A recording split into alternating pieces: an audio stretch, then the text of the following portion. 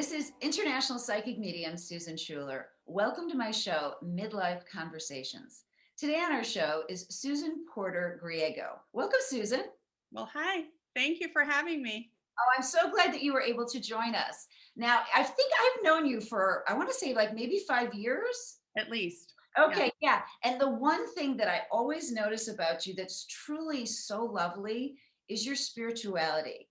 You have such gorgeous faith in all that you do, and it's not like your life has been all peaches and cream. No. You keep this beautiful spirituality. So, if we could just start off today's interview with me just simply asking you, have you always been that way? How'd you get that way? What's your magic? Okay. Okay. Well, thank you for having me. It's really nice to be able to share with you a little bit about myself and my relationship with God. It started very young for me that I can remember. I can remember being in my crib in the home my parents were renting at the time when they were renting in Torrance, and I was probably, if it was even there, it might even be someplace different, but I can still remember standing up in my crib and looking around and wondering, you know, there's a God. I wanted to talk with him. And it was so weird. I don't, and my mother still remembers, she said, yeah, the room was just like that. So, and then I've just always, as a child, I just always felt very connected to God. I always felt like he was with me. And it's a funny thing for me, my relationship has been to God the Father. I love God the Father, the Son, the Holy Spirit, but for some reason, He relates to me best as a parent, as a father figure, a protector. Mhm. And as a child, I used to just, as I went through my day, I just talk with Him. I just talk. I talk. I don't hear things back in my ear, but I just felt the presence of God with me. And so it's been a practice of mine that I do that all the time. And like even to this day. You must get guidance too, even though you don't hear it, you must get guidance as to how to live your life still. Yes, yes, I do. Um, I was raised in the Episcopal Church. I became a Catholic at the age of 17. I've always loved God in on a personal level. I always had a very close personal relationship. I also love the liturgical practices also, and the theological understanding of my faith. So that's always been. But I've always had this really close relationship. There was a period of my life where I stepped into a life that, because it was so traumatic, my mind kind of separated my emotions from my body. And there was about a 30-year period of my life when I knew there was something not right. I didn't feel like I was connected like I really like to be, and I just kept thinking, what's wrong with me, what's wrong with me? And then of course some life challenges happened to me almost 11 years ago that that then allowed God, I say, to reconnect me to him. And it's just been, the last 10, 11 years have just been wonderful because I'm very connected to him all the time, like Yeah, I used to be. it's beautiful because you're always like, well, I'm going to pray about this. I'm going to pray about this. And I'm like, that it's just so heartwarming to hear the connection. Yeah, it is God is everything to me. And I my life has been a very challenging one at times, extremely difficult. Other people might not have known that, but it was very interiorly very, very painful at times for many years. Right. So I've been through the furnace, Right. and when God brought me out on the other side, He provided for me just a tremendous calm that even in the midst of difficulties come up here. It's just there's a peace that I have continually now. It doesn't mean I don't have problems and I don't have questions and I don't reach out. I have to chat with you because I know that God gives all of us gifts and talents as the Holy Spirit does. And you have a specific gift that I value. And, throughout my Christian faith, your gifts have been demonstrated in the lives of a number of different saints who loved him so much, and holy people. Right. So, anyway, you're one of my go to people. And then I always do talk to God about it. I call it, I talk to God about it. And it's interesting because it's like now my mother's very, very Christian, and we talk about the Holy Spirit, and it's like we might label things differently, but it's really there's so many similarities. There truly are. Now, this brings Yes, me to the next topic. You're an only child, correct? I am an only child. Now, I know your dad recently passed, but prior to that, I mean, dealing with aging parents is something that people in our age demographic, it's there. And this is something a lot of us are going through right now. I know my mom's, I'm kind of dealing with the same thing. So if you could just give us a little bit of insight into how it's been for you, being an only child, first off, because that's even harder than the rest of us that have siblings. But dealing with aging parents and even like the death of your dad and then dealing with your mom, how have you navigated that? Well, that's an interesting topic because as an only child, first of all, when you're an only child, there's a lot of confusion out there thinking that only children are selfish people. There probably are quite a few, but I don't. I always say I was spoiled, but not spoiled rotten. You know, so. But with my parents, when you're an only child, you don't have siblings to share memories with. Your parents are your memory sharers, and you spend a lot of time with them, and we all share this, like we have the conversations and this and that. When you see one deteriorating like my father was with dementia, a brilliant mind, watching that over 6 7 years of it is diminishment, and watching my mother in denial because she just could not handle that, Mm. and the difficulty of me dealing with two parents at that time, because one that was failing and one that didn't want to hear about it, and making excuses and putting him in situations that at times were very scary. I mean, one time she had him up on his knees, putting with a power tool, trying to put up these blinds that she needed to have put up right now. And then I come home and I found out he'd fallen and hit the back of his head here and behind his ear. And I was just like, what are you doing? And she would say, he knows how to do that. And I'd say, no, he used to know how to do that. He doesn't know how to do that now. So you're dealing a lot with that aspect. And then when they start to fail, my mother's a very capable 89-year-old. My dad was almost 93. But mom's really on it. I mean, she's 89 going on 75 probably. Um, yeah, truly. Um, but I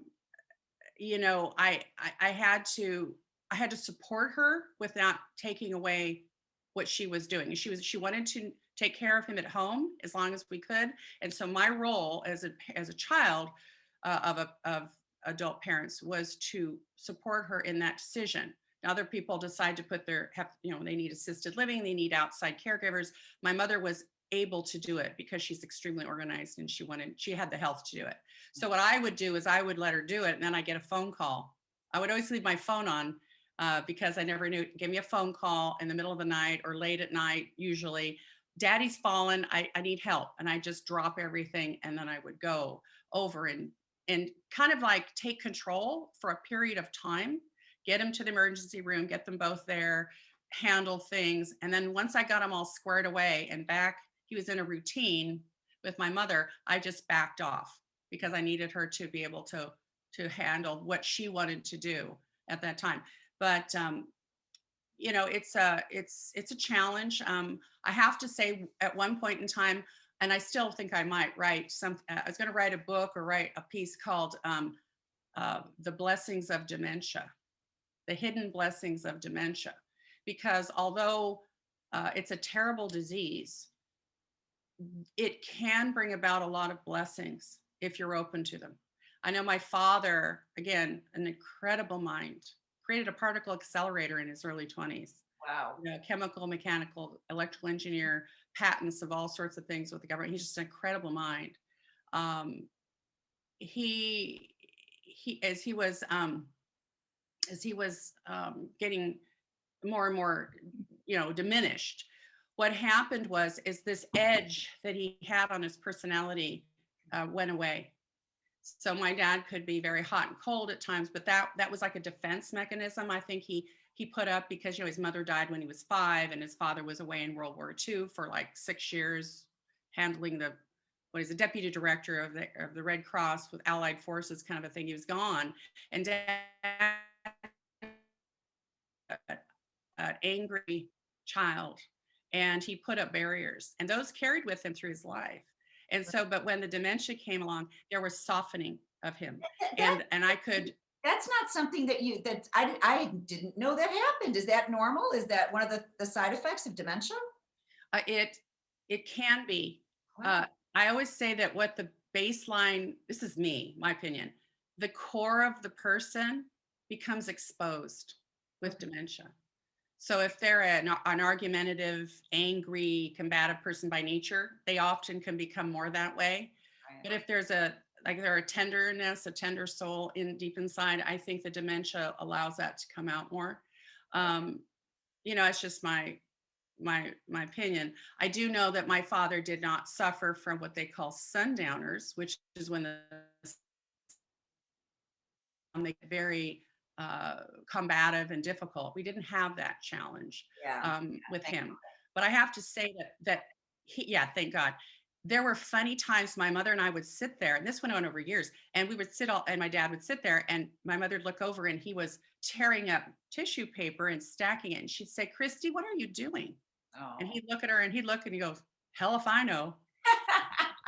Now I have to ask you this as well, because you've taken your experience with dealing with your own aging parents and you've learned to kind of help people with this, to help take it a step further. So if you could just tell us how you've taken your experience, and sort of taken it further. Okay. Well, this actually evolved out of my parental needs. My parents, I could see my mother had a couple of TIAs back to back. It was I'd been in the hospital for a week, two different hospitals full in a week while, I was dealing with my mother's, which she's like strong as a horse, was like this issue. And about 4.5 years ago, 4.5 years ago. And I realized then I needed to have a career, a work where I could drop anything I needed to in the moment and go if they needed me. So I joined my son in real estate, and and out of that, I focused primarily, not all of it, but primarily with serving seniors and their families. So I work with senior communities, and help them when they have people come through that need uh, they need a realtor that understands the seniors' needs. I got a seniors real estate specialist designation from the National Association of Realtors, just so I would understand more about it. And I really enjoy this part of my practice because I'm dealing with people. I understand the challenges that they're having. And one of the things I try and do and help the children of the senior understand is that when we get older, we don't become like dumber. Right. And sometimes it's really hard not to make the decisions for our parents. I Right. feel that as a realtor, with what I do, I try and inform them all. But like if I'm sitting with a parent, a senior and their child who's an adult, and I ask the senior a question, the adult child will often answer, Absolutely. and then but I wait Mhm. because I want to wait because that's my client. The senior is my client. Right. And it's funny to see the children of the senior often go, oh, that's right. They catch themselves because they don't realize what they're doing, Right. or asking the senior permission. Would you allow me? I copy oftentimes because they want me to, the their child, but I ask the senior, I always dress the senior. I don't go to unless they're incapacitated, in which case I would work with the child of the parent. But yeah, it's a challenging thing. I'm working on a deal right now where, it's really great because we finally sold her property, and then we're buying her another little place nearby her daughter's. And it's funny because they talk to me offline and their challenges, and I just kind of, you listen, Right. and listen and affirm, and then and just keep focusing on my job to serve them both, really, but to serve But the my client beautiful who is part of that is you get it. You know what I mean? It's like you understand really from both sides because you've been there. Now, I have to also say this, going back to your spirituality, it's like you walk the talk. And that's the other part I love about you. You've been involved in various volunteering over the years, and you've got an awesome new venture stepping forward at this point. Would you just give us a little experience, a little input into the past, and then where you're going in the future? Okay, yeah. Thank you for mentioning this. This is important. A big part of, I have to say that my philanthropic focus is really my joy and pleasure, and I think it's because I get to live out my Christianity in real time. You know, I mean, we can study it, we can read about it, but unless we live it, it's really just something you read and study about, right? So I found that outlet in my service work. Through, of course, when my children were young, I was doing a lot of stuff with them. But out of that evolved my work with nonprofit development. And what I ended up doing was working professionally, and then later being invited to the board of directors with them for the lab Boy Scouts of America and the Greater LA Area Council. In spite of what people are hearing at large, we do have quite a handle on making sure children are safe. You know, and so it's been a challenging time for scouting, but I have about 30 years of that under my belt, you know, and in the trenches as a parent of a Cub Scout leader, and then founding a troop, building it from scratch up to 95 boys and running that for 8 years or whatever. And then I worked, like I said, professionally. So now I'm on the board of directors and we raise money for that. But my newest venture actually came out of the fact that there are challenges right now, and you know, with our particular with scouting, until you know, trying to figure out getting all the legal stuff handled. And I was talking to God about this because I could tell I'm supposed to do something, and there's always been this thing that I knew I was supposed to do something kind of important for him, and I never could knew what it was. And then this thing came in my mind. I said, Lord, what do you want me to do? I mean, I just feel like I need to do something. And I hear in my across my heart, Basil needs help. And I'm going, oh no, that's a big project. So I was talking to God about that for a couple of weeks. And then I keep saying, well, what do you think? Basil needs help. So I pick up the phone and I call a friend of mine who founded an organization in 1993. Basil? Basil Boz. Uh-huh. Okay. Yeah. He's quite an interesting fellow. You guys can all Google him because he's got quite a history. But I know him from a Christian organization that we're in, where we protect, we raise money and help protect Christians at risk in the Holy Lands. So he founded this organization in 1993 called the Association for the Recovery of Children. It was the first child recovery organization ever founded in the United States. It is the oldest.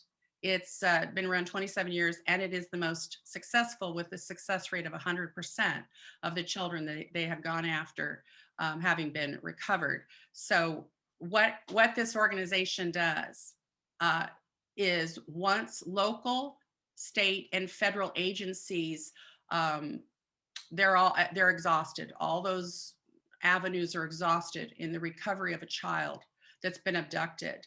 And by the way, last year, actually 2 years ago, 2019, there were 421 children that just went missing.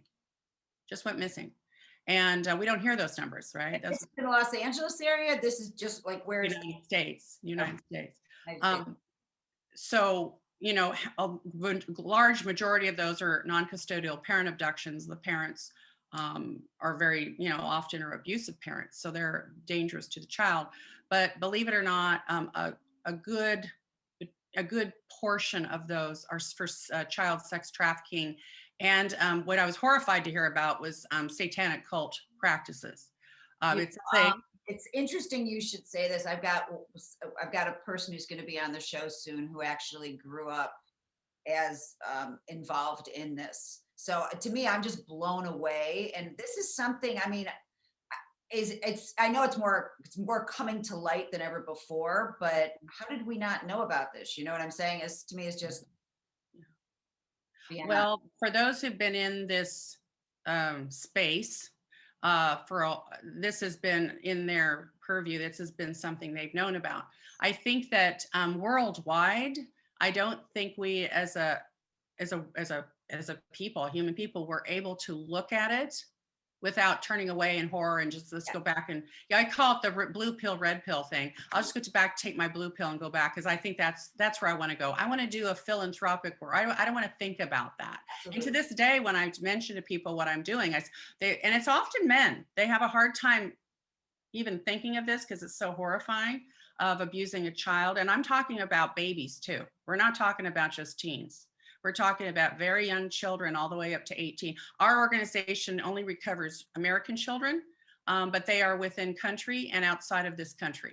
And so my job, so when I'm back to my project, I called Basil and I said, Basil, I've been thinking about this, your organization, and I said, do you have like a development department or somebody I could work with, a board? And he said, well, Susan, I don't have anything like that. And I said, oh, you don't? And he says, no. And he says, but I was just praying to God about this and asking him, if we could just raise more money, we could save more children. And he says, and then you called. Oh, So Basil's very prayerful, very, very strong Christian man, very prayerful, as are all the people on his team. He's an ex-CIA special operations officer, ran a number of operations for about 10 years. And prior to that was a special forces type military individual in the Marines. But what he has done is he has put together a team of tier one operators. These are the best in the world. These are often retired, but sometimes active. CIA, FBI, law enforcement agency people who know this. It's a very, very specialized kind of thing that they do, and they go after these children once we identify them. Sometimes groups of children. So he needs more money, and that's kind of what I do. I'm kind of I don't know, it's kind of a thing. God gave me this gift. So we're just on our way with this. I put together a development plan, showed it to the board. They liked it. So anyway, it's a honor to serve with them. And I'm very honored that he trusts me enough with his organization and with the lives that are at stake. So yeah, but I call it a God project, by the way. I get these. God He gives me project. God project. To me, it's like it's such a powerful thing that you're doing. So it's going to go well. I just feel so good about that. Thank you. Lots of prayers. We need lots of prayers. And if people want to contact me, they can contact me offline and And that's interesting that you say that. And we still have one more thing that I want to talk about with you. But before we do, if someone wants to contact you, either if they have a senior parent and Mhm. they like a little bit of help, or even through this, how can they contact you? Well, they can call me. My number is out there. It's 310-431-8826. Oh, say that one more time. You just got cut That's off. my cell number. Or email me at 310-431-8826. And then they could email me at Susan at TheGriegoteam.com. So Susan at thegriegoteam.com. And I can get right back to you and we can have a chat. Perfect. Because honestly, I mean, to me, it's just that what you're doing is important. This needs to be done. This is critical work. Absolutely. Absolutely. So the last thing I wanted to talk about with you is sort of a hot topic. You can't go anywhere without seeing information about narcissists and dealing with narcissists. Yeah. And I know that you've had experience with a few different people in your life. And I think you've done very well in dealing with this and, learning and evolving from it. So if you could, first of all, just explain what a narcissist is, and then just maybe give us a little bit of insight into the background and things that you've dealt with people like this, or a person. You can just, pick one. And then, what you learned from this and how you were able to work through this.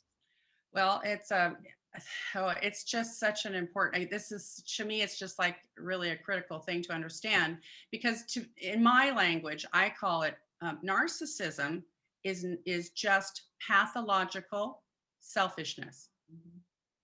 Okay, we're all, because of our natures, inclined towards selfishness. but there are degrees. And how I see it in my mind is there's from like 0 to 10, 10 being a extremely they call them malignant narcissists. These are really deadly souls. To 0, where you have no self protection. They are in the realm of the 8, 9, and 10 realm. Okay, these are the dangerous ones. So we all have a little of it. We have teenage narcissism that comes along where we're supposed to be that way because you're coming into your own self and you're becoming your own person. That's healthy. We want that. And then hopefully we settle in as adults around 3, 4, and 5, right? If you don't have enough of it, you get eaten alive. So in my mind, how I see it is that narcissists, they have no, okay, this is what happened. And I have to preface this by saying that the best book that I have ever read, and I've read many, many books on this, is by Dr. Sandy Hotchkiss. And she's a psychologist, Sandy Hotchkiss, Hotchkiss. And the book is called Why Is It Always About You? She wrote it about 25 years ago or more, and it is more relevant today than ever. The other book I would recommend is a book by M. Scott Peck, who wrote, I think it was The Greatest Story Ever Told, but it's a book called The People of the Lie. The People of the Lie. And it is an incredible book from a spiritual basis on this. But if you can imagine, what happens is what most psychologists think. What happens is between the ages of 0 and 5, 6 years old, a child experiences for them what they consider to be a narcissistic injury to the spirit, to the person.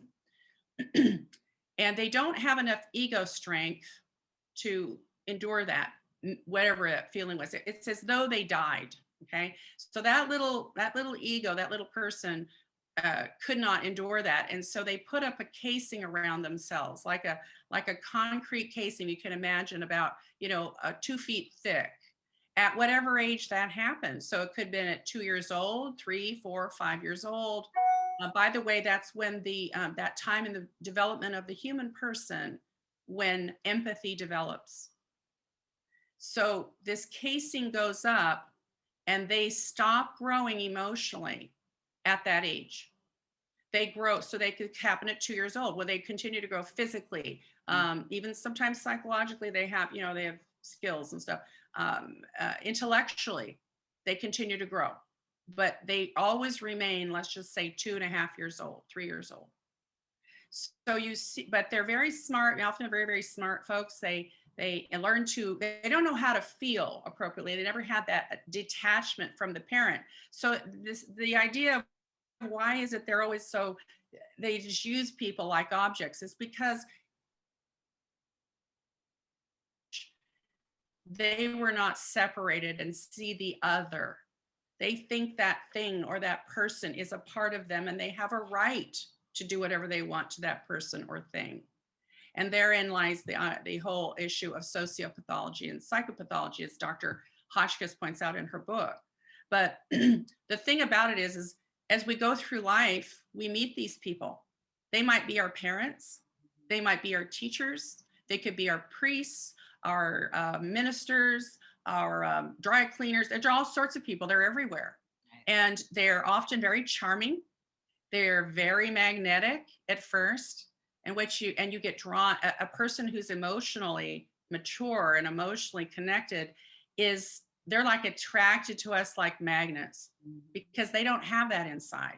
Right. They're seeking that to pull that from that other person into themselves. And when they do that, if you'll know you've been around one of these people, when you leave them and you feel depleted. Yep. Oh, yeah. Oh, yeah. So it's but we get caught up with them. They basically mirror to us ourselves. So we fall in love with this person. We love this person because they're so loving. They're so kind. They're so in tune. They're so giving. And then all this, and you realize, I just fall in love with them. And then they get the hook in. They get the hook in you. And then all of a sudden they flip. and then they're not very nice. And we're so addicted to them that we want that again and again. So that's how we get involved with these people. If you have a parent that's like this, your brain is patterned for this behavior. So you could consciously say, I'm not going to marry a person like that. Right. And then all of a sudden you end up in a relationship with them. So it requires professional help to identify these things and to learn what you're dealing with. So you really have to ask a psychologist, do you have a background in narcissism? Some of them will say, what? They're not really all that skilled in it. Right. But I recommend therapy, and you can overcome it. They can destroy your life if you do not, stand up for yourself. Right. And so it's important to do that. Right. Well, thank you for sharing that. Honestly, you've explained that so concisely. I really appreciate that. Anyway, Susan, I just want to thank you for being with us today. It was lovely, lovely having you. You were a wonderful guest. Thank you. Thank you. Thank you for having me. And you're just the best. I just think the world of you. So thank you again. How sweet you are. Well, thank you very much, everyone, for joining us. Once again, this is psychic medium Susan Schueler. You can find me at mediumsusan.com. So until next time, have a lovely week. Bye.